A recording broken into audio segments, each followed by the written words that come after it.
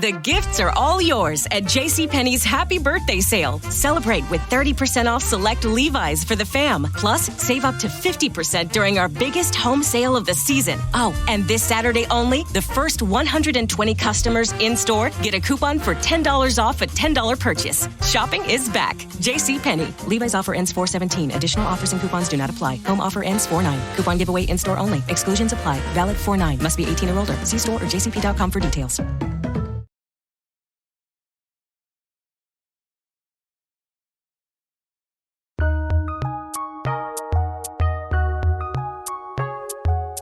Welcome to the Fantasy NBA Today podcast.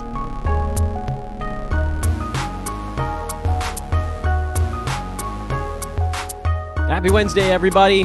Three shows left until the regular season is done, and we pivot so very sharply into off-season content. But we're not there yet. Just merely wanted to remind you guys of the countdown and remind you that we go all off-season long, so do not abandon ship even after the regular season is done. We got basketball to talk about year-round. Off-season has terrific featurettes, week-long, month-long stuff. We do season in review, lessons learned, team breakdowns, free agency, all that good stuff. That's all through the offseason. Welcome to the show, everybody. I am Dan Vespers. This is Fantasy NBA Today, a Sports Ethos presentation. You can follow Sports Ethos at EthosFantasyBK on Twitter, or just go to sportsethos.com. I am at Dan Vespers on social media, DanBesbris, or just Google search Dan from Hoopball. I had a weird dream, actually. This is how you know you're doing too much of whatever this is that I'm doing right now. I had a dream that Dan from Sports Ethos actually started to give the best search results. And then I woke up and I checked it. And I was like, wait a minute, was that real? Was that? Nope, wasn't real. Wasn't real. It was a dream. It's still Dan from Hoopball. Just search for Dan from Hoopball and you'll find me.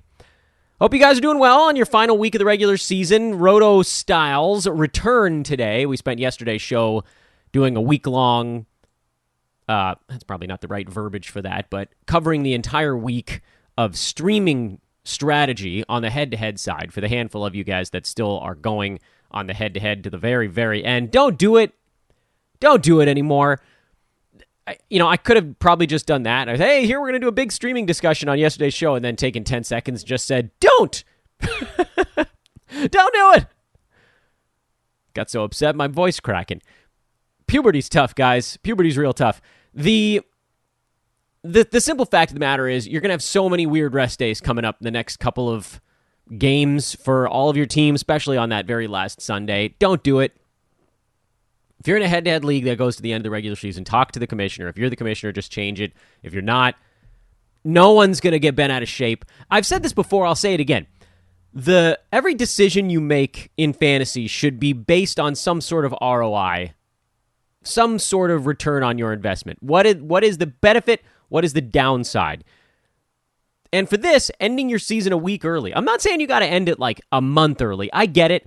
You don't want to end a month early. You don't want your season to be already over by like March 10th, because then you got a month of NBA games happening between when your fantasy stuff is done and when the actual playoffs start. And you're just like, well, what do I do now? I twiddle my thumbs. I get it. I know that would be the most fair from we try to eliminate rest standpoint, but most of us, we want it to go a little bit farther. You want the regular season to be a little bit longer. It eliminates a little bit of the regular season flukiness the longer you drag that out. But here's the thing. What do you lose by ending your season a week early in head-to-head? What do you lose? You lose 1 week of the regular season. Is there that big of a difference between a 20 and a 21-week regular season, or whatever the numbers shake out to? No, there isn't. There really isn't. And if everybody's aware that it's 1 week shorter, then you're fine. In fact, what you probably should do is just make, if you're in well, no, that doesn't really make sense because, 11 opponents. Yeah, I mean, there's no perfect way to do it unless you're in like an 11-team league, which doesn't work in head-to-head. I know, I get it. You're not going to play everybody exactly the same number of times. Some teams are going to have a slight scheduling advantage, get to play the bad team twice, and you have to play the tough team twice or whatever it is during your regular season. It's random. It happens. Stretching the regular season out and stretching everything to the very end doesn't fix that. What are the benefits of ending your season early? Well, you eliminate a little bit of the dumb luck factor in your playoffs, which to me should be the biggest thing. Because, on this podcast, I argue repeatedly, you should all just go to Roto, because that eliminates a ton of the luck. There's still going to be some luck, but it's mostly going to be injury-related luck over the entire season, as opposed to this bugs the crap out of me. I don't know what the percentage is that luck factors into the fantasy playoffs. I know it's pretty large, because injuries pretty much decide your week, because no one's screwing around. If you have a key injury, you can't replace that kind of production. You can drop the player, you can pick up someone off the waiver wire. You're just not going to replace that production. The only reason that type of stuff doesn't kill you in the regular season is because your opponent probably is also sitting on an injured guy. But in the playoffs, missed games are death. So eliminating 1 week of the silly season, I don't know if it drops the luck factor from 40 to 25% or from 50 to 40% or whatever it is, but that should be worth it to have a fair or the most possible fair conclusion to your head-to-head season. I really don't like head-to-head playoffs. I really don't. I know that I'm always going to be in them because many of you guys play them, and I want to make sure that I can still speak to that here on the podcast. So I'm always going to do some head-to-head leagues, but they're just the luck factor. Try to take the luck factor out of it, especially if you guys have a bunch of money on something. If you have a bunch of money on it, why would you want luck to decide who gets all of that cash? It's craziness. Anyway, pretty good-sized Tuesday to recap, ladies and gentlemen. 12-game card we got to go through here, and let's do it at some sort of decent pace. Philly at Indiana. Took a little longer to put this one away than it should have, but they did, ultimately. No surprises on the Philadelphia side. I don't think there will be any surprises on the Philadelphia side. That's just what they are at this point. Indiana's worth monitoring. TJ Mcconnell made his return after missing basically the entire season with a wrist injury. I mean, he played, the first month through it, and then they realized they needed to get this thing started over. He's on a minutes cap right now, so you're not doing anything about it, but it is nice to know that he's okay, and that'll factor into what we decide potentially on his draft value for next year. Friends, life can be a bit exhausting sometimes. You got work, 30, 40, 50, 60 hours a week. You've got responsibilities. Got to get your car fixed. Got to take care of the dog. You got kids. Heck, maybe even sometimes you might take a moment for your own hobby. Maybe you play a little golf. Maybe you like going to the gym. Maybe you play tennis. I don't know. Maybe you just play video games and watch TV. But the energy to do all of those, all of that ridiculous laundry list can be a bit much sometimes. That's why I take M-Drive Start. M-Drive Start is a premium protein powder packed with 7 clinically tested ingredients that support energy, strength, and drive. And 6 premium protein sources for optimal recovery and digestion. That last one, very important for some. Every year it becomes more obvious that we're getting older. I'm very rickety when I go to bed at night and when I wake up in the morning. But that doesn't necessarily mean we need to slow down. Prioritize the need to take care of your health. So get M-Drive Start at mdriveformen.com and use the coupon code HOOPBALL, yes, our old name, HOOPBALL for 20% off your first order of M-Drive. You get free shipping and a 60-day money-back guarantee. Again, get M-Drive Start at mdriveformen.com with coupon code HOOPBALL for 20% off your first order, free shipping, and a 60-day money-back guarantee. Hey everybody, Dan here. Let me tell you about a new app called Poker Chill.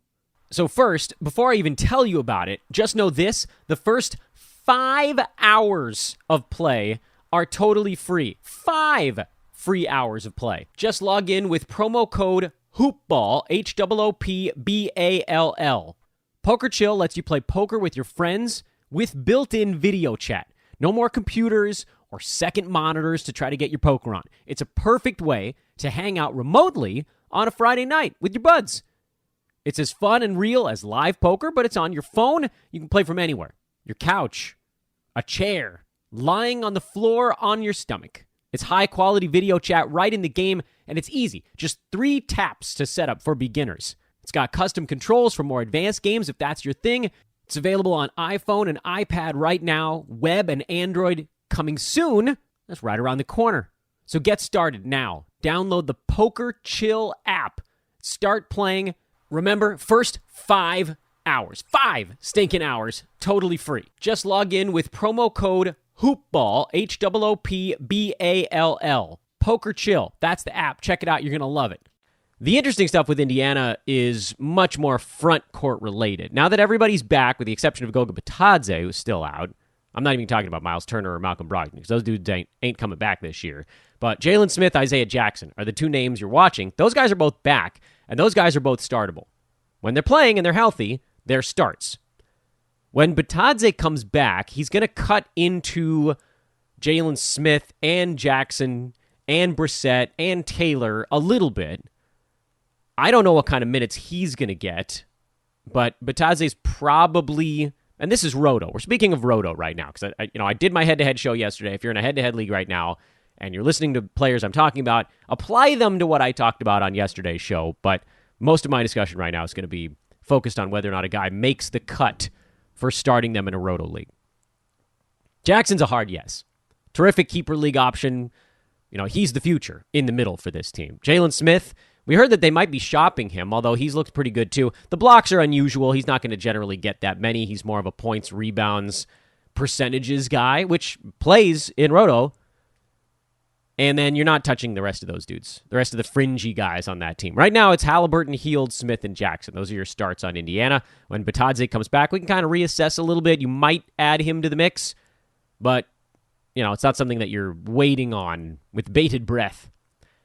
Cleveland's a wreck right now, and they've lost so many pieces. It's pretty much, it's sad. It's really sad. This team looked good at the beginning of the year, but they lost Colin Sexton early, Ricky Rubio partway through, traded for Karis LeVert, but he's just not an efficient basketball player, so he didn't really improve them the way that they kind of needed him to.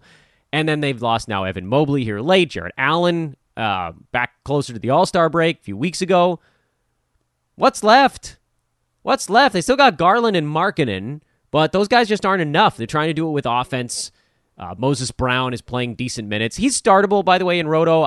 Again, not much in the way of blocks from Brown. He's not going to block that many shots. Despite being a very long dude, he's not a massive shot blocker. He's more rebounds and field goal percent, and then you just have to pray he doesn't go to the foul line. Otherwise, Garland's a start, Love's a start, Markkanen's a start. LeVert is barely a start, barely in Roto, but you still can just because they kind of need him to do stuff most games. On the Orlando side, Mo Bamba, explosion game, 5 threes, 6 blocks. Woo-wee.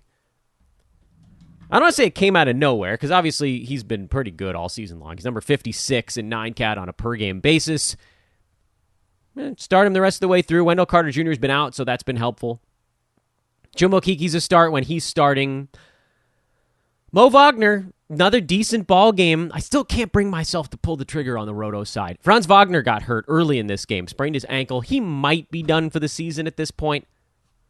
You can wait. He's questionable, but I see no reason for them to push him back. Jalen Suggs came back with a minutes cap, but maybe the most interesting thing from this game, aside from Mo Bamba going huge, Markelle Fultz into the starting lineup and played 24 minutes instead of his hard 21-minute cap that he's been at basically since he came back from his injury. I think with 24 minutes on Fultz and starting, he's an ad. He's going to get the assists in the starting lineup. I know Orlando's not very good, and I don't know who they're playing precisely the rest of the way, and I'm sure I could look it up quickly if I wanted to, but I also want to keep this thing moving along. If he's really going to get 24 minutes, that's a start. He doesn't shoot the 3 ball, so there's limited fantasy appeal there. But field goal percent should be okay. Steals and assists for the most part is kind of the game there, and maybe some points. So it's not going to blow the roof off the building, but he now fits a mold of a type of player you might need on your fantasy team. We're all talking, we're hunting stat categories at this point.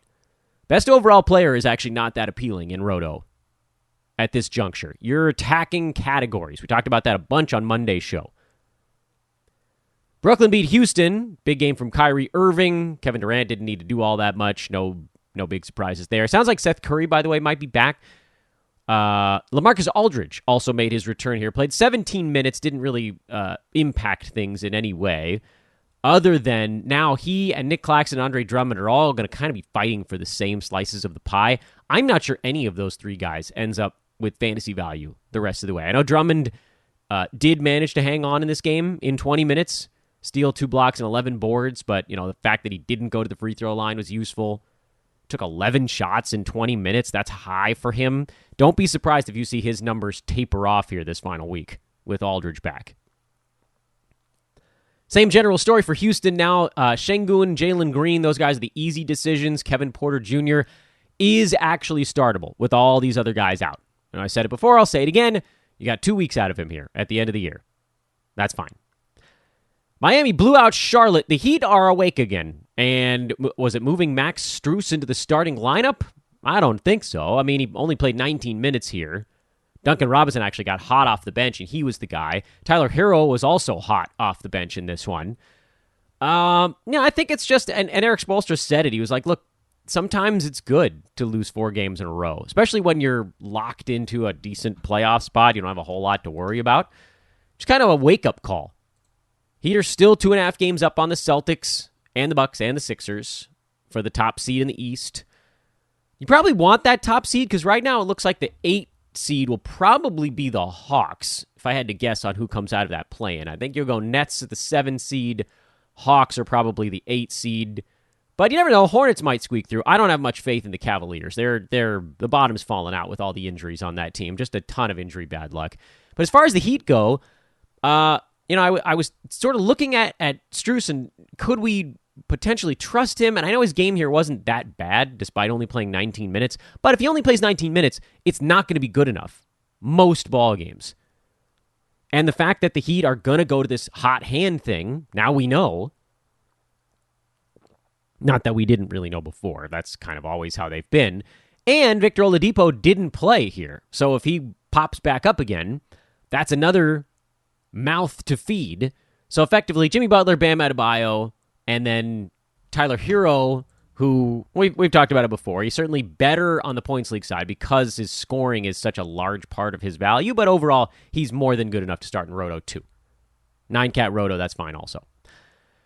Toronto got a big win over Atlanta. Raptors have solidified themselves. They're 46-33. Much like the Celtics, kind of got off to a slow start this year, but they've pulled it together. Thank goodness, too, because the Raptors and the Celtics are two of my biggest over-bet. The Heat actually also. You know what I did? You guys remember this. I talked about it before the season started. I faded all of the teams who had terrible COVID luck last year. Celtics missed a ton of COVID games. Raptors missed a ton of COVID games and were playing in Tampa. Heat missed a ton of COVID stuff, and they were sort of residual from the bubble last season. So all these teams that underperformed last year for factors kind of beyond their control, that was an easy fade the other way. Although in this case, the fade is actually to go over, and I think all 3 of them are there already, if I'm not mistaken. I think by a lot, too. Celtics might have been the closest. Their number was relatively high anyway, but I had a lot of faith in them. That was the one I gave out on a bunch of shows. Phew, thank goodness that one didn't. When they were a 500 team like 40 games into the season, I started to think, uh-oh. Anywho, Chris Boucher came out of nowhere with a better game for Toronto, but it doesn't matter. Doesn't matter when they're healthy, although Freddie VanVleet might rest a game. If he rests, you can go Boucher for a game. Otherwise, you guys know the story there. Atlanta, same general idea. Gallo sat this one out. He's going to be in and out depending on their schedule. So when he sits, then basically you've got the 5 core guys on this team that are all fantasy startable. Trae Young, Clint Capella, Bogdan Bogdanovic, Kevin Huerter, DeAndre Hunter. Those guys are all going to get to do a bunch of stuff. When Gallo comes back, that carves a bunch out of DeAndre Hunter. I don't think he's startable when Gallo's in there, and I don't even know about Huerter in that case. And then if John Collins pops up, then you definitely don't need to start Hunter or Huerter. I think Bogdan Bogdanovic stays above the cut line. I know I've said that, but whatever. I'll repeat myself. Doesn't matter. That's what I do. It's a podcast. I talk every day. You're going to hear a few things twice. Washington beat Minnesota on the road. That was a pretty weird one. You get the feeling, I mean, this was actually a pretty important game for the Timberwolves. The Nuggets lost. If the Wolves don't poop themselves against the Wizards, they're a game from getting out of the play-in spot. They're now running out of time, but they should have one good one left in the tank. I'll give you one guess who didn't play for Minnesota. It's pretty easy. If they lose a game they should win and didn't play defense in the process, who do you think didn't play for the Wolves without even looking? Yeah, you're right. Pat Beverly didn't play. When he doesn't play, they don't have their identity. Simple as that. But when a guard or wing doesn't play, Malik Beasley is a three-point stream, scoring and three-point stream. So, whoop-de-doo there. On the Washington side, they put up a $132, so you got a whole bunch of inflated fantasy lines, but there was some stuff to kind of pull out of this. For one, they went only 8 deep in their rotation in this game. And when a team only plays 8 guys, there's going to be a bunch of fantasy value. A bunch. So, first of all, the easy ones. Kristaps Porzingis, KCP, who didn't play quite as much in yesterday's game, but those two guys have been well above the cut line for a long time. Everybody else on the team has been hovering generally just below the cut line. But the Wizards tried something a little different yesterday, and they ran a big lineup with Daniel Gafford and Kristaps Porzingis on the floor at the same time. This was, I think, barring a substantial seismic shift in what Washington does with their roster in the offseason, this is a look at what they want to do going forward. You could also argue that the Wolves are a slightly bigger front court team. Jared Vanderbilt, Jaden McDaniels, Karl-Anthony Towns, those guys seeing most of the front court minutes, but Washington doesn't have to counter that with a big lineup. They could put Porzingis on Towns. I mean, he can float out to the perimeter with Cat. He'll get beat up a bit inside, but they didn't have to go Gafford there. They did. And it worked in a big way. Gafford had maybe his best game of the season, although the defensive stats weren't really there. Played 31 minutes off the bench. I don't think he moves into the starting lineup. They're not going to bump Rui Hachimura out. They like his floor spacing. They like his scoring. With that starting unit, it helps open things up a little bit for a team that offensively was really rough to watch this season. So for Gafford, it's always going to be kind of fighting for center minutes off the bench. Are there going to be enough? I think you kind of have to go with yes. And again, this is on the Roto side, and I remain terribly skeptical that he'll play 31 again in any of the remaining 3 ball games. But if they do start running him alongside Porzingis, any number of minutes in that configuration probably moves Gafford into a startable fantasy play. Because he's stream level in about 19 minutes per ball game. That's where he's been for the last 2 seasons. He's a streamer in 19 minutes. You get him up to 23, he's a start. And a pretty easy one at that. Because his stuff translates well. He's not a terrible foul shooter, great field goal percent, okay rebounder, big-time block numbers. You get him up to 23, 24 minutes a game, you might be looking at almost 2 blocks a night. Would I start him in his next ball game? Probably not.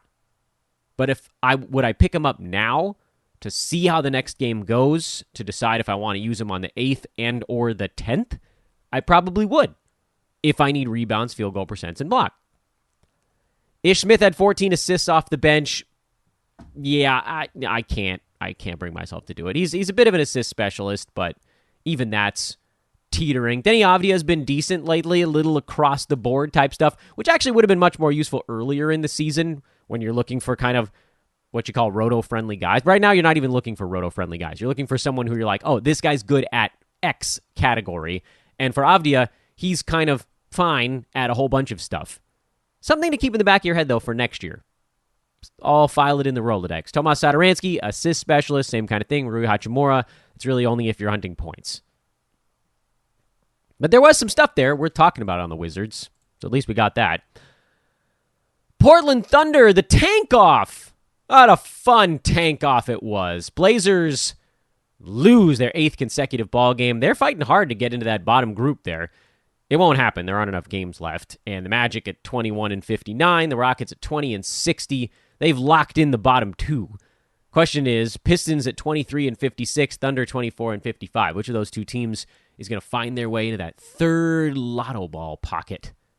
Who's going to get there? Blazers aren't going to get there, but they have secured a much better pick by being truly horrible the last couple of... And maybe, who knows? I mean, their odds are not zero. Drew Eubanks is still a start. And Chris Dunn, who shot the ball terribly in this game, but is starting now with Brandon Williams out, very much a roto add and start. He nearly triple-doubled in a terrible ball game. Chris Dunn should not be on waiver wires. We don't know what Brandon Williams' status is. Will he actually get to go in the next ball game? I have no idea. But if Dunn starts and plays starters minutes, hell yeah. Start. Keon Johnson had a pretty good ball game. I can't trust it. Greg Brown, same general story. Can't trust it. So, yeah, leave it at Eubanks and Dunn for now. On the OKC side, woo, boy, have they gone into full tank mode. I mean, they really wanted to lose this game, and they screwed it up. Isaiah Roby, 6 blocks. What? Out of nowhere. Roby from the top rope.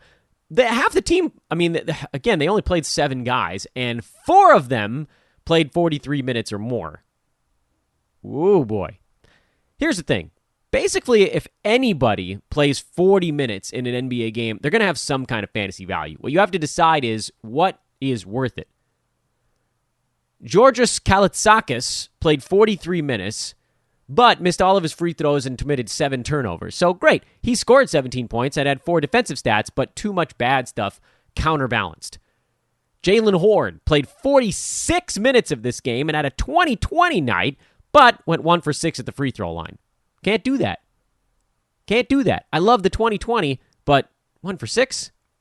Isaiah Roby, he's a go. Vit Krejci started, but only played 21 minutes, so that kind of makes it tough, although he might play 40 in the next one for all we know. Olivier Sarr played 39 minutes. You kind of have to wait and see who's active for the Thunder. I hope Pokusevski plays in a game here coming up. Roby seems like he's going to just get to go. As much as I'd love to say all of these guys are streamable in Roto and whatever format, I don't know if they're going to even get into the game in the next one. I don't.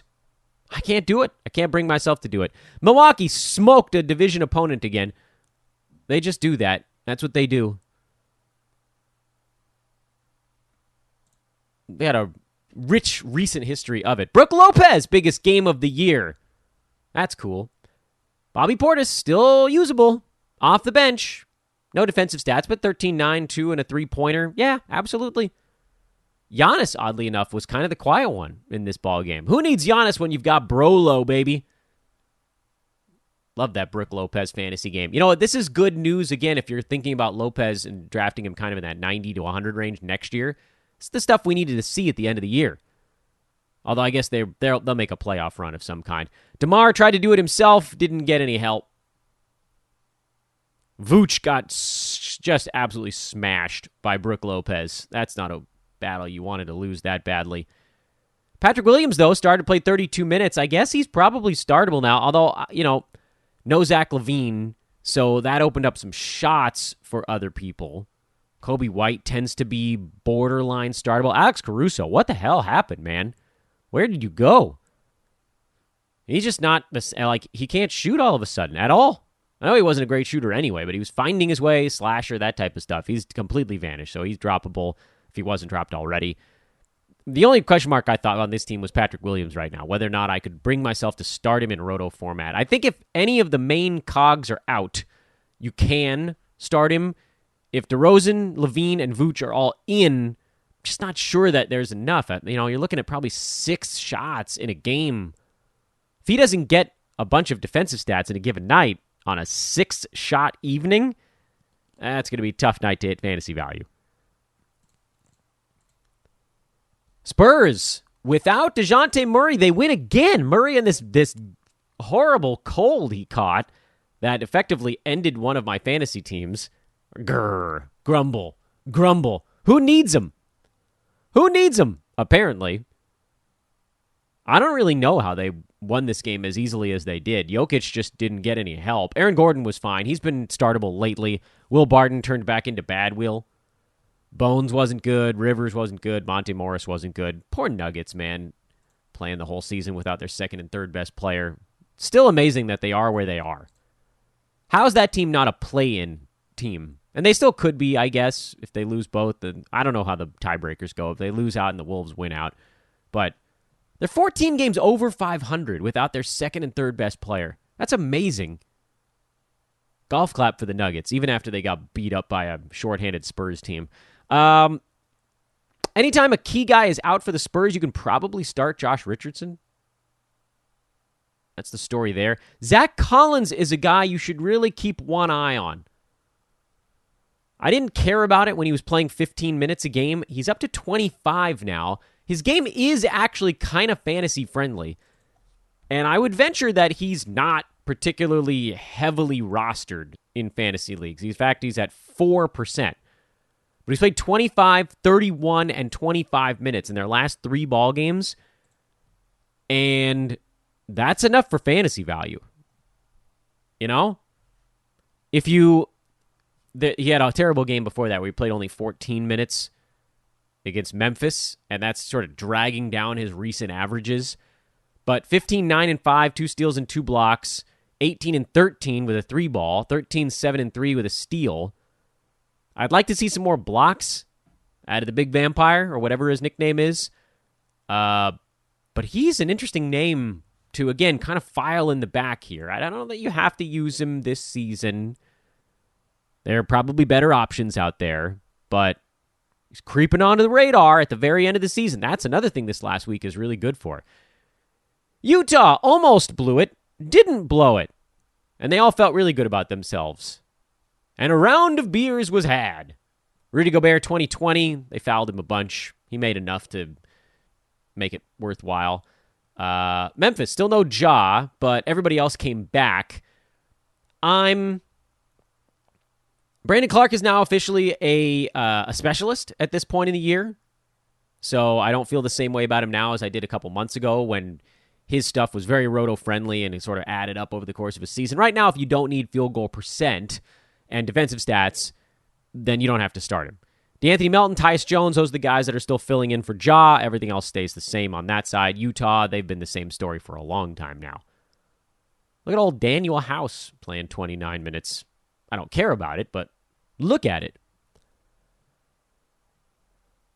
New Orleans beat Sacramento on the road. Pelicans locked themselves in. They are officially in the play-in tournament. In fact, we'll get to the last game on the docket, which had... Oh, boy. Jackson Hayes, big ball game, 23 and 12, despite Brandon Ingram playing, and if you're wondering why, it's because Jonas Valanciunas didn't. So everybody, there's always a reason for these types of things. I know everybody was like, oh, Jackson Hayes. Yeah, fine. I mean, pick him up if JV misses any more ball games. You may see New Orleans rest a few guys now. There's a jockeying going on for home court in the bottom bracket of the play-in tournament. Pels are a game up on the Spurs, not catching the Clippers. Clippers are very much in the... They're locked in. They're the 8. That won't change the rest of the way. So that's actually a team to kind of watch out for here because they could very easily rest half their club and it wouldn't matter. Pelicans and Spurs, do they really care that much? Home court, away? Like, they're both under 500, both home and away. Pelicans, 4 games under at home, 6 games under on the road. Spurs, 8 under at home, only 3 under on the road. I don't think either of these teams really cares that much about having home court in the first of 2 potential play-in games, but maybe I'll get surprised. All that to say, you'll probably see a rest game from the Pels at some point here. Whether it's the next one or the one after, it's coming. And in that instance, the guys that get to play, Larry Nance probably plays in that rest ball game. Herb Jones probably plays. Hayes probably plays. Devontae Graham, maybe. Hernan Gomez. Keep an eye out. If we get any warning on this, there will be a pickup for a 1-game roto blast. I need to come up with a good... It's really a roto one-night stand. I think I've said that before, and I want to try to bring it back. The roto one-night stand. You pick them up when everybody else is... It's bad. It's a bad... I'm not going down that path. Let's just leave it at that. Sacramento, Davion Mitchell, 17 assists, kind of warmed back up here, and you figured they might. Pelicans don't play a ton of defense. Mitchell had been kind of cooling off, particularly with his field goal percent. Hasn't been shooting as many three-pointers, probably a good thing for him in the short term. And the assists have been crazy, so he's been a really nice stream lately. Trey Lyles is not a must-stream guy. They're showing a willingness to go to Metu. Keita, Damien Jones is playing plenty of minutes. I'm very upset that Damien Jones had 10 blocks in a 2-game span because, and again, this is another thing that derailed my head-to-head playoffs. My opponent picked him up for his rebounding, and then he dropped 6 blocks, and I believe our final, I think he beat me by like 4 blocks in that matchup. So I'm looking at you, Damien, for going way over your head. He's not a blocks guy. He's a field goal percent guy, and with a dash of rebounds, and, in a starter's minutes, he'll average a little over a block a game, generally. Don't care about Jeremy Lamb. I'm not picking up Metu. Harrison Barnes is startable.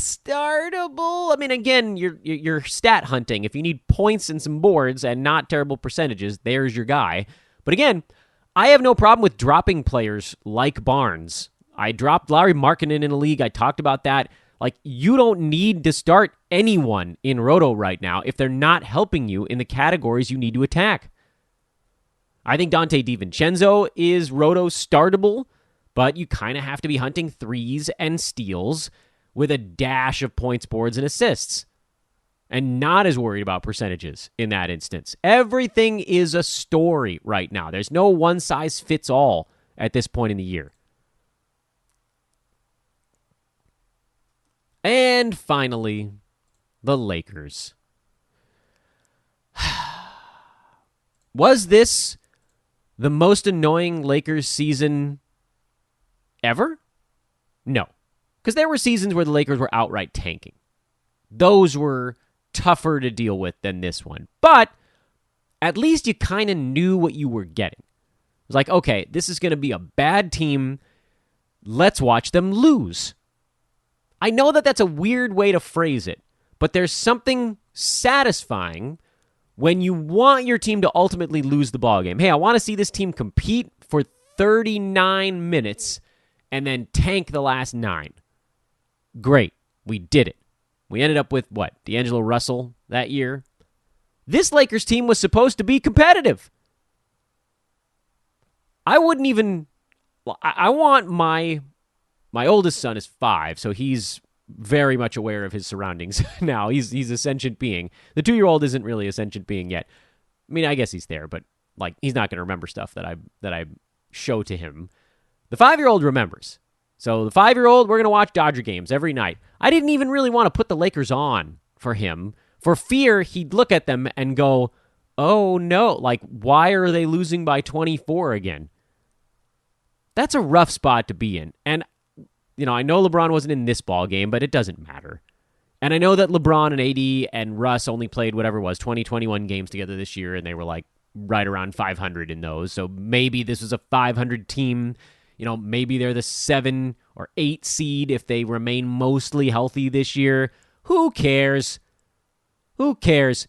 I watched enough Lakers games this year to know exactly where every single one of those damn things was going to go. They're going to hang in there for some number of minutes between 1 and like 18, and then the opponent's going to have a run because everybody goes on runs in the NBA. And most teams, they see the opponent go on a run, they call a timeout, they come out, they go on a little run of their own. The Lakers just buried every time, especially when the opponent goes on a run hitting a couple of tough shots. I've never seen a team that got as dejected as fast as the Lakers did. And you could hear it in the broadcast, specifically the radio one.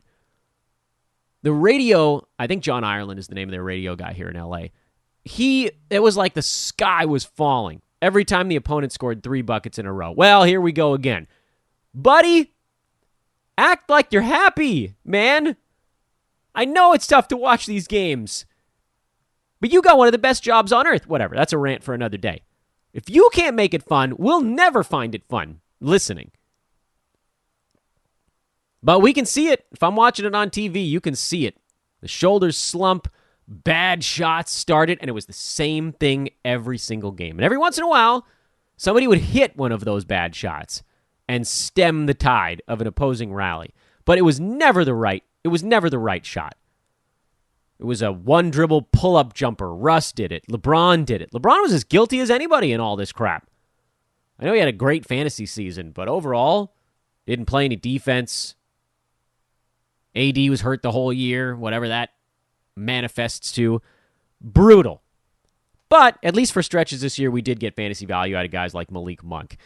As it stands right now, LeBron needs to play in 2 of their remaining 3 games to qualify for the scoring title, which maybe he tries to do, but also at the same time, they're eliminated. So I don't actually know what's going to happen to the Lakers the rest of the way. It seems like there's no real reason to play LeBron on a bad ankle, but he might want to try to go out there and score 25 points in a game that doesn't matter to get a scoring title. That hasn't really been his thing throughout his career. Maybe he wants one. So I don't know who to tell you who to pick up. If they shut everybody down, we'll reassess. But for right now, don't do anything. And then Phoenix, pretty simple.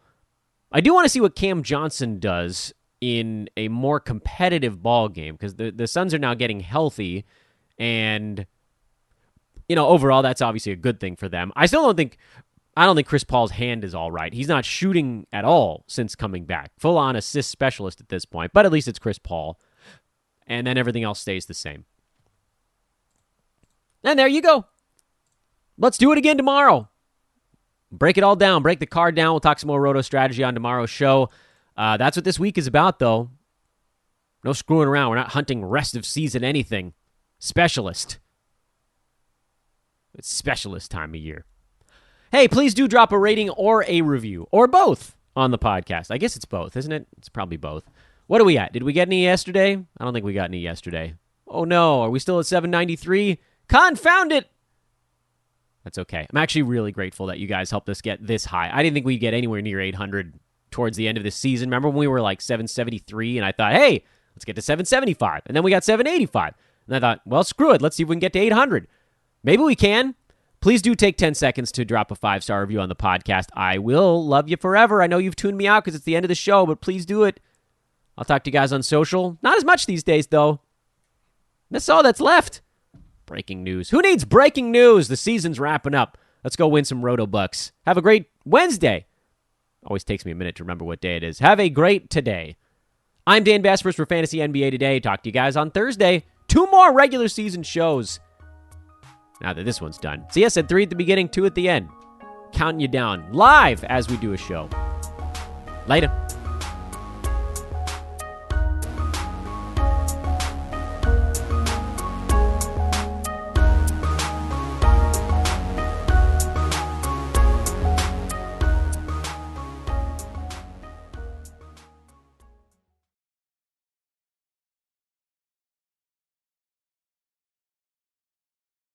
The gifts are all yours at JCPenney's Happy Birthday Sale. Celebrate with 30% off select Levi's for the fam. Plus, save up to 50% during our biggest home sale of the season. Oh, and this Saturday only, the first 120 customers in-store get a coupon for $10 off a $10 purchase. Shopping is back. JCPenney. Levi's offer ends 4/17. Additional offers and coupons do not apply. Home offer ends 4/9. Coupon giveaway in-store only. Exclusions apply. Valid 4/9. Must be 18 or older. See store or jcp.com for details.